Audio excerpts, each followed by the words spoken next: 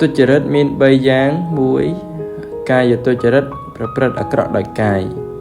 2វចីទុច្ចរិតប្រព្រឹត្តអាក្រក់ដោយវាចា3មនោទុច្ចរិតប្រព្រឹត្តអាក្រក់ដោយចិត្តកាយទុច្ចរិតអំពើដែលប្រព្រឹត្តអាក្រក់ដោយកាយមាន3យ៉ាងគឺសម្លាប់សត្វ1លួចទ្រព្យគេ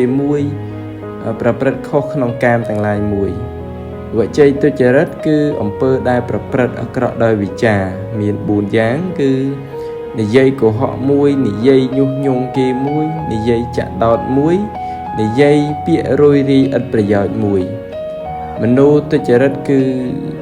អំពើដែលប្រព្រឹត្តអាក្រក់ដោយចិត្តមាន3យ៉ាងគឺលោភៈចង់បានរបស់គេ1ព្យាបាទៈប្រទុះគេ1មិច្ឆាទិដ្ឋិឃើញខុសចាក់កន្លងធម៌1ទុច្ចរិតទាំង3នេះ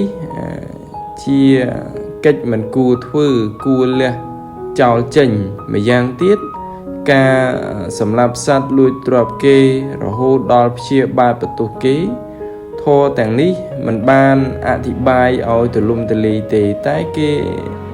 តែលោកអ្នកសិក្សាក៏អាចកាន់យកសេចក្តីអធិប្បាយដោយពិស្ដារបានក្នុងទីនេះសូមចំពោះ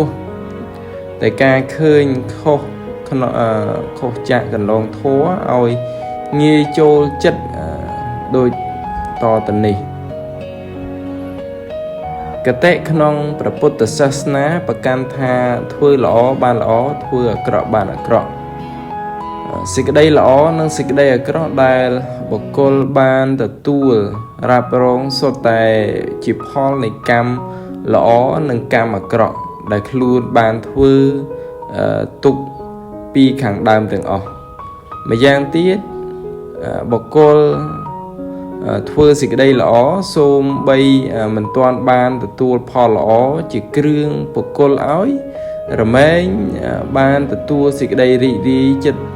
របស់ខ្លួនឯងមិនខាន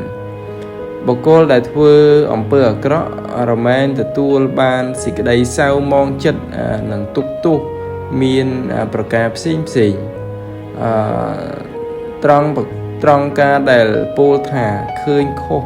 ចាក់កន្លងធម៌នោះគឺឃើញថាធ្វើការឯណានីមួយ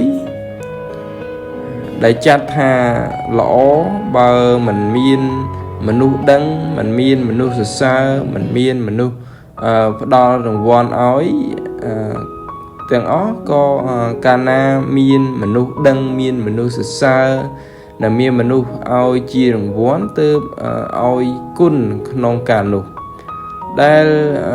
ចាត់ថាអាក្រក់នោះបើមិនមានមនុស្សដឹងមិនមានមនុស្សសរសើរ